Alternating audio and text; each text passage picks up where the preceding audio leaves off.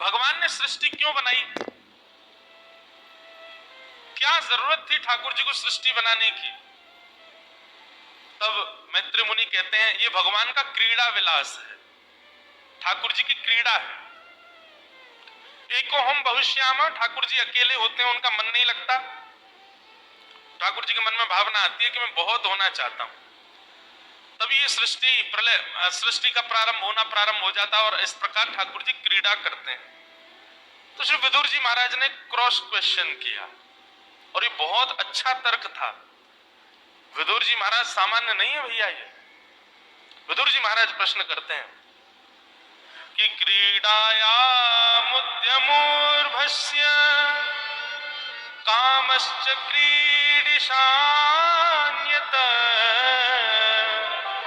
स्वतस्त्रप्तस्य च कथं निवृत्तस्य सदान्यत।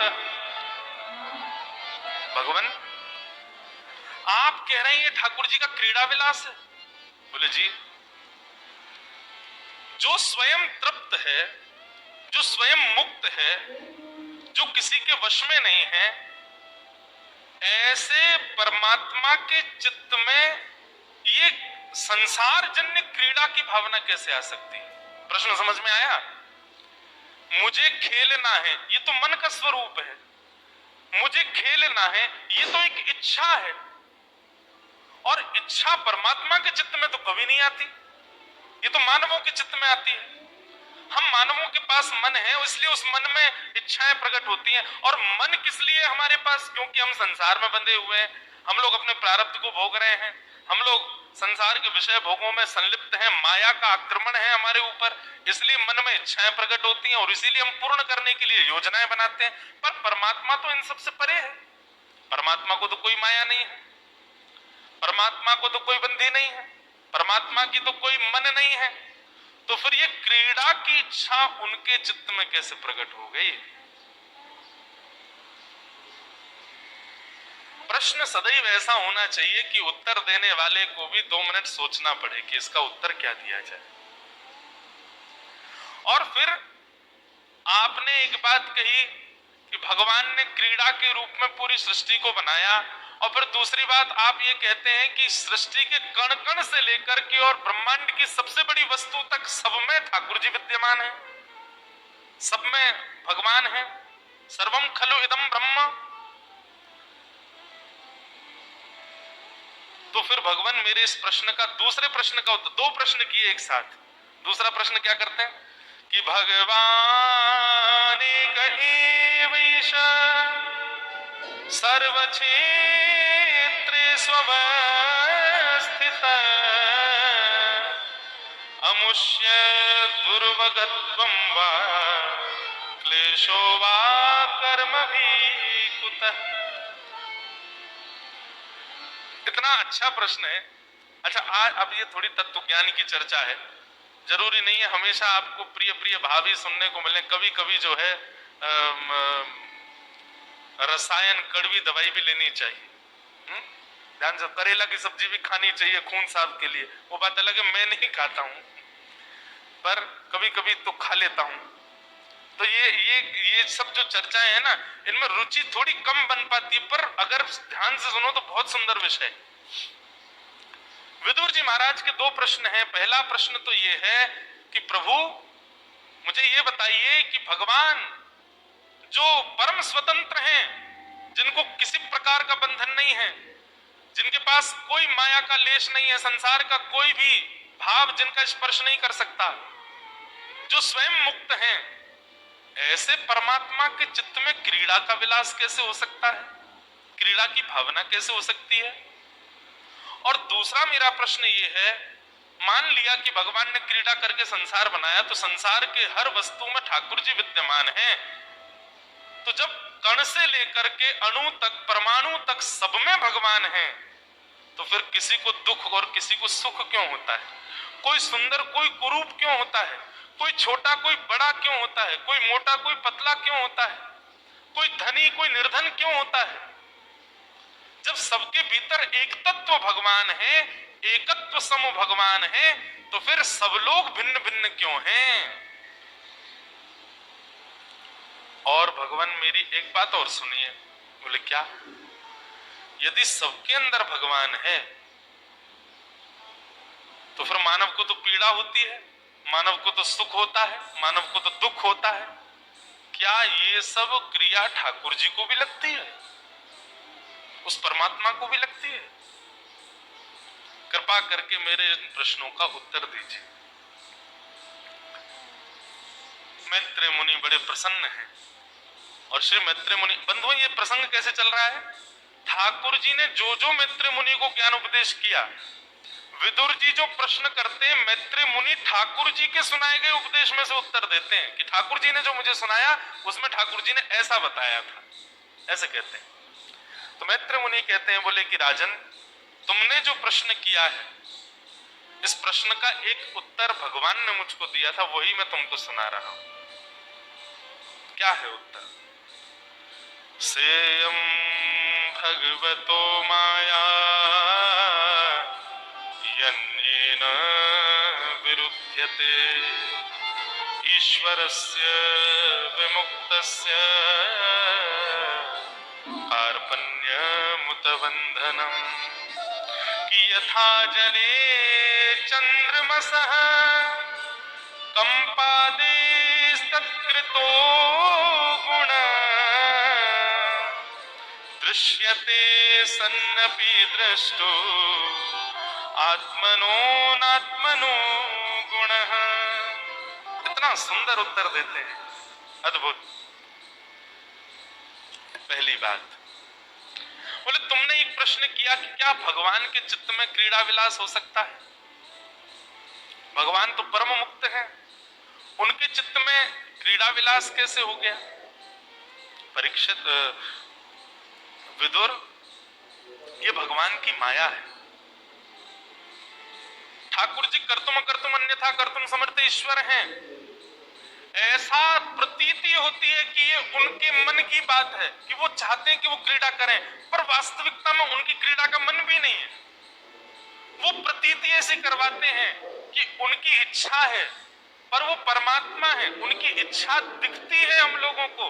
पर जो लोग तत्वज्ञानी होते हैं, तत्ववेत्ता होते हैं, जो गुरुजनों के आश्रय में रहकर के भगवान के परिपूर्ण भाव को समझ चुके हैं, वो इस बात को जानते हैं कि ईश्वर की कोई इच्छा नहीं होती। जो अज्ञान मूढ़ विषय भ्रमण कर रहे हैं, उनको ऐसा लगता है कि ठाकुर जी ऐसा चाह रहे थे, ठाकुर जी की इच्छा थी, ठाकुर जी की भावना। देखा जाए उनकी कोई इच्छा नहीं है, पर अपनी माया से वो क्रिया ऐसी करते हैं कि हमको देखने पर लगता है कि उनकी इच्छा है, पर वास्तव में उनकी इच्छा नहीं है। ये भगवान की माया है। उनकी इच्छा है ये भावना भी चित्त में उत्पन्न होना, ये भी माया करवाती है।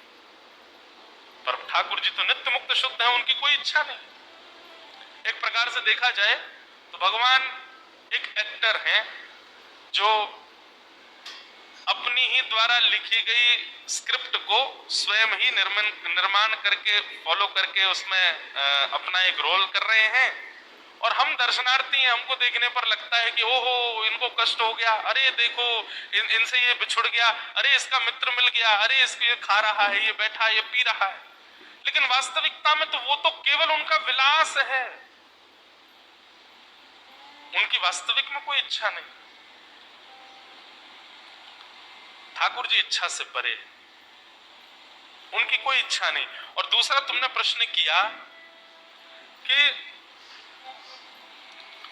भगवान एक एवेश सर्व क्षेत्रे स्वस्थित अमुष्य दुर्भगत्वं वा क्लेशो वा कर्म भी कुतः।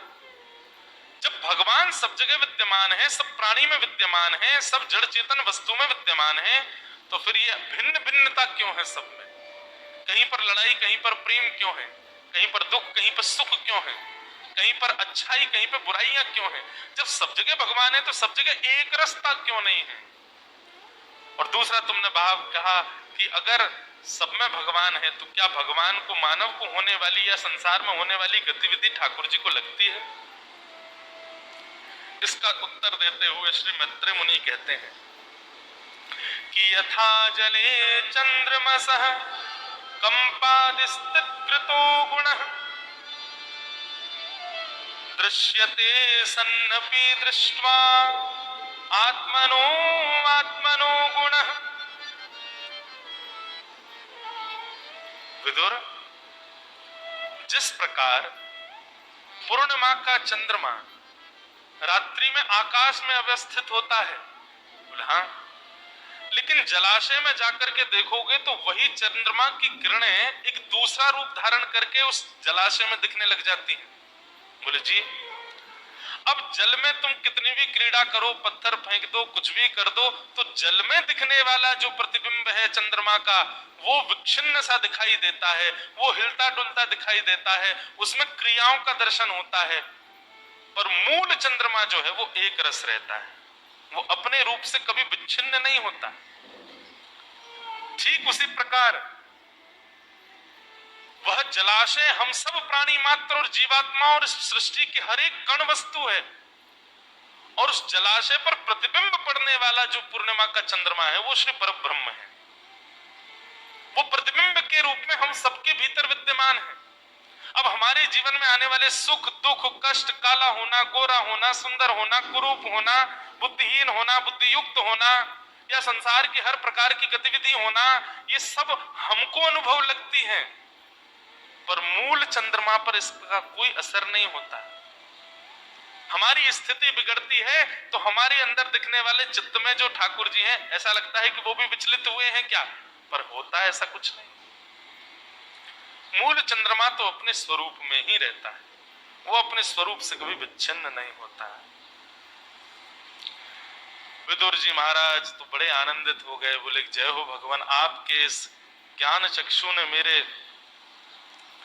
हृदय के अंधकार को विच्छिन्न कर दिया। मैं अभी तक इसी भाव में रहता था कि अगर वो परब्रह्म है तो फिर उनके चित्त में योजनाएं कैसे आ जाती है, क्योंकि चित्त में योजनाएं तो उनके आती हैं जो माया जाल में हो।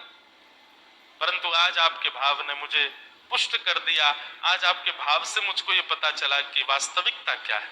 भगवान, मैं आपसे जानना चाहता हूं कि ठाकुर जी सृष्टि कैसे करते हैं और क्यों करते हैं। आपने अभी बताया कि उनका क्रीड़ा विलास है, तो किस प्रकार ये सृष्टि का प्रसंग प्रारंभ होता है, कृपा करके मुझे बताओ। अब बंधुओं, यहाँ सृष्टि प्रसंग है भगवान का। कल हमने सृष्टि प्रसंग नहीं कहा था क्योंकि 2-3 जगह भागवत जी में सृष्टि प्रसंग कहा गया। अब यहाँ हम सृष्टि प्रसंग सुनेंगे, बहुत अच्छा है। हमको मुकुंद काका पहले बोले कि महाराज जी सृष्टि प्रसंग थोड़ा कम बोलना, बोर हो जाते हैं, पर वो सृष्टि प्रसंग सुंदर है। सृष्टि प्रसंग का प्रारंभ करने से पूर्व श्री मैत्री मुनि प्रलय का प्रसंग सुनाते हैं। बोले प्रलय जान जाओ तो सृष्टि तुमको अपने आप समझ में आ जाएगी कि कैसे होती है। अब ये पूरा विषय बहुत विस्तृत है, मैं अपने मति से इसको एक जगह संजोग करके सुनाऊं, क्योंकि